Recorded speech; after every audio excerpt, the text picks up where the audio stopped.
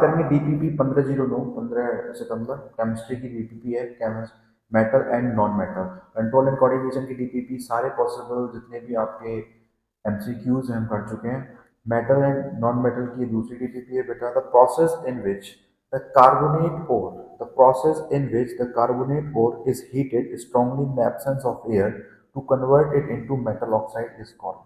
मतलब कि वो प्रोसेस जिसमें कार्बोनेट ओर क्या होते हैं, जो तुम्हारे कार्बोनेट ओर होते हैं, ठीक, उन्हें स्ट्रांगली हीट किया जाता है, ठीक है, in the absence of air, ठीक है, in the absence of air गलत है, in the presence of air to convert it into metal oxide, to convert it into metal oxide. ये थोड़ा गलती से टाइपिंग है, typing mistake, in the presence of air है, ठीक है। To convert into metal oxide called क्या कहलाया जाएगा, रोस्टिंग, रिडक्शन, कैंसिलेशन या फिर स्मेल्टिंग। तो आपको बताऊं बेटा, रोस्टिंग प्रोसेस क्या होता है, पहले उसके बारे में डिटेल से जान लेते हैं। What is roasting?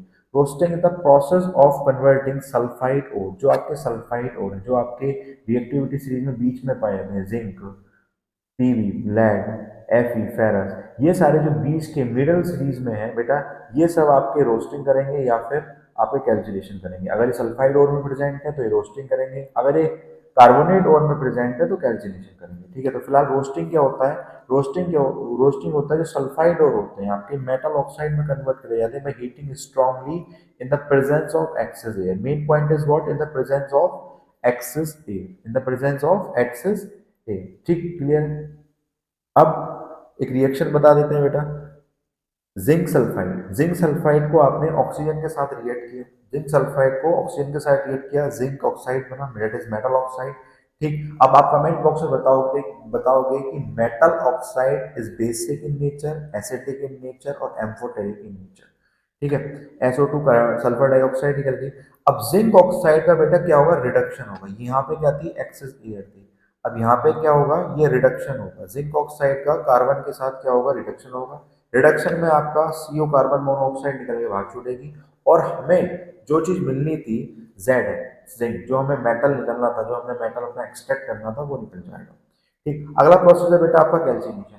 Calcination process क्या कहता है, the process of converting carbonate हो, अब क्या है, कार्बोनेट हो, हीटिंग स्ट्रांगली हीट कर रहे हैं, क्वेश्चन में ही बोला है, इन लाइट एयर, कैसी एयर में, लाइट एयर में। दोनों में अंतर क्या है बेटा, ये एक्सेस एयर था, ये लाइट एयर है, ठीक है। और क्या हो गया आपका कैल्सिनेशन, कैल्सिनेशन जब जिंक कार्बोनेट को आप हीट करोगे इन लाइट एयर, कैसी एयर में बेटा, लाइट एयर में, तो आपका जिंक ऑक्साइड बनेगा और CO2 कार्बन डाइऑक्साइड निकलेगी, ठीक। अब फिर इस जिंक ऑक्साइड के साथ, जिंक ऑक्साइड का, ठीक, कार्बन के साथ क्या करोगे बेटा, रिडक्शन करोगे, carbon is reducing agent here, ठीक। तो आपका क्या निकलेगा, जिंक, क्या निकलेगा बेटा, जिंक और कार्बन मोनोऑक्साइड, जिंक और कार्बन मोनोऑक्साइड, ठीक है। अब रिडक्शन कोई अलग से प्रोसेस नहीं है, रोस्टिंग और कैल्सिनेशन में, रोस्टिंग आपका क्या बनाएगी, मेटल ऑक्साइड बनाएगी, कैल्सिनेशन आपका क्या बनाएगा, मेटल ऑक्साइड बनाएगा, एक एक्सेस एयर में, एक लाइट एयर में, ठीक। अब ये दोनों प्रोसेस में जो ऑक्साइड में से आप मेटल निकालोगे प्योर,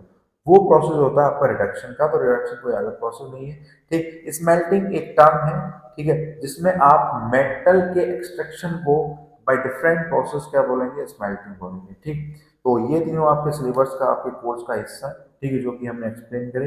अगला क्वेश्चन है, sodium chloride is a compound, कौन सा कंपाउंड है, sodium chloride, NaCl, that is called नमक, ठीक है, NaCl नमक। बेटा जब नमक को हम ब्रेक डाउन करते हैं, ठीक है, एज इलेक्ट्रोलाइसिस यूज करते हैं, तो एक ये टूटता है Na प्लस और Cl माइनस में, किसमें, Na प्लस और Cl माइनस में, ठीक। मॉल्टन स्टेट की बात करूं मैं इसकी, तो अपनी मॉल्टन स्टेट में इट ऑल्सो कंडक्ट इलेक्ट्रिसिटी, ठीक है। तो किसमें टूटा बेटा, आयंस में टूटा, पॉजिटिव आयन और नेगेटिव आयन। अब पॉजिटिव आयन को हम क्या बोलेंगे, पॉजिटिव आयन इज कैटाइन, ठीक, और negative ion is A9. Ion और कैटाइन में बच्चे कंफ्यूज होते हैं इनके साइन के साथ, ठीक है। इसकी बिल्कुल बहुत अच्छी शॉर्ट ट्रिक मैंने अपने लेक्चर में बताई हुई है, जो कि आप कभी नहीं भूलते, आप 11 12 स्टैंडर्ड तक, ठीक है। तो सोडियम क्लोराइड इज कौन सा कंपाउंड होता है, covalent compound, ionic compound, non ionic none of this. तो बेटा ये होता है आपका आयनिक कंपाउंड, ठीक है। आयनिक कंपाउंड कौन से कंपाउंड होते हैं, जो इलेक्ट्रॉन के ट्रांसफर से बने, इलेक्ट्रॉन के ट्रांसफर से बने, ठीक। कोवैलेंट कंपाउंड कौन से होते हैं, जो इलेक्ट्रॉन के शेयरिंग से बनते हैं, जो इलेक्ट्रॉन की शेयरिंग से बनते हैं, ठीक। अब आपने ये बताना है आयनिक कंपाउंड में इलेक्ट्रॉन ट्रांसफर होता है मेटल से नॉन मेटल की तरफ या फिर नॉन मेटल से मेटल की तरफ। आप NaCl में देखोगे ये नॉन मेटल है, ये मेटल है, ये नॉन मेटल है। तो किससे किधर की तरफ को ये इलेक्ट्रॉन आपका ट्रांसफर हो रहा है। ठीक, आगे बात समझ में। अब अगला question, which of these which of the following metals exist in their native state. Native state मतलब कि बिल्कुल प्योर स्टेट में, जो अपने बिल्कुल प्योर स्टेट में मिलते हैं। ठीक है, इनके लिए कोई हमें खास इतना एक्सट्रैक्शन प्रोसेस यूज नहीं करते, सिंपल रिफाइनिंग करेंगे और हमारे यहाँ ये जो चीजें हैं निकल जाएंगी। ठीक है, Cu कॉपर, Au जिंक और आपका Ag। ठीक है, सिल्वर एंड गोल्ड। ठीक है, अब कौन सा first and second, third, second and third और सेकंड एंड फोर्थ और थर्ड एंड फोर्थ। तो बेटा इन सब में क्या होते हैं आपके गोल्ड और सिल्वर। गोल्ड और सिल्वर सबसे लास्ट में लेस रिएक्टिव होते हैं, किसी के साथ नहीं पाए जाते, इनका कोई और नहीं होता। ठीक है, ये सिंपली एक्सट्रैक्ट कर लिए जाते हैं, सिंपली ये अपनी प्योर फॉर्म में मिलते हैं। तो आंसर है आपका second and fourth. Second and fourth कहाँ है बेटा, ये सी आंसर इज करेक्ट। अगले क्वेश्चन की तरफ चलेंगे। Which of the following properties not generally exhibited by ionic compound. Ionic compound के द्वारा कौन सी प्रॉपर्टी जनरली शो नहीं की जाती है। बेटा सॉल्युबिलिटी इन वाटर, बिल्कुल ये शो करते हैं। ठीक है, सॉल्युबिलिटी इन वाटर शो करते हैं।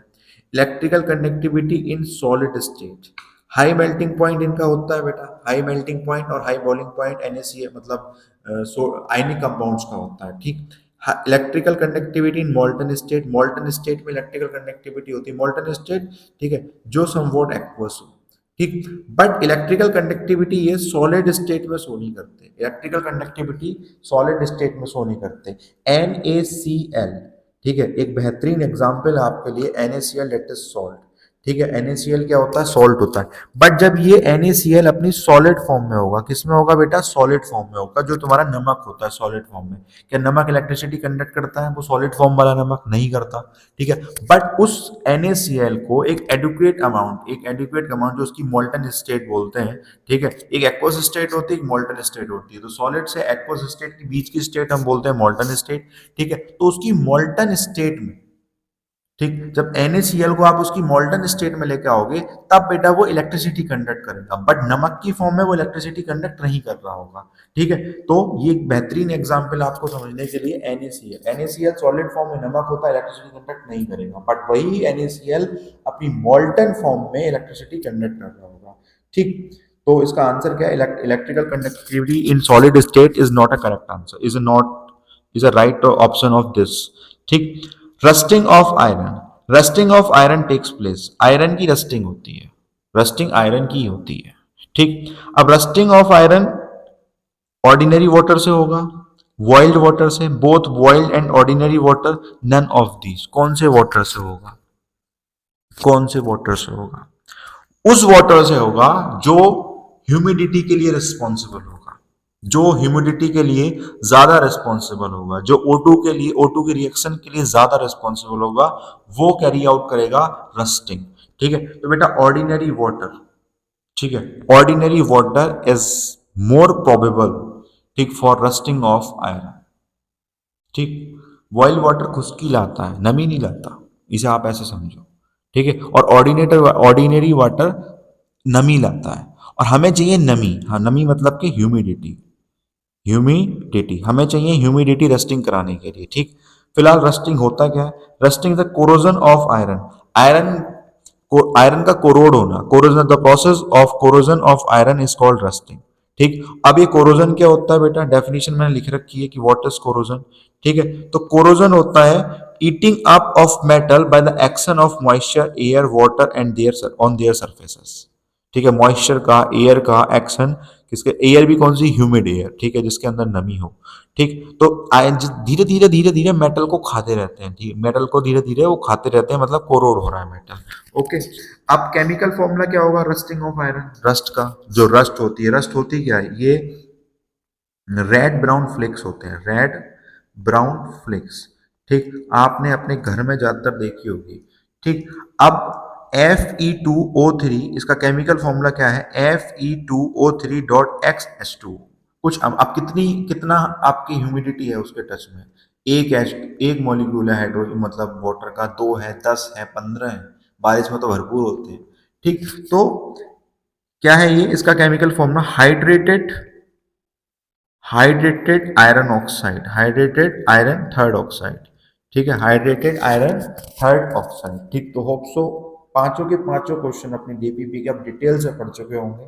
ठीक है, मैं फिर से बोलता हूँ, ये मात्र डीपीपी नहीं है, पांचों क्वेश्चन आपके डिटेल एक्सप्लेन होते हैं, जिसमें से आप कई सारे क्वेश्चंस और आप अपने कॉन्सेप्ट क्लियर आउट कर सकते हो। Thank you.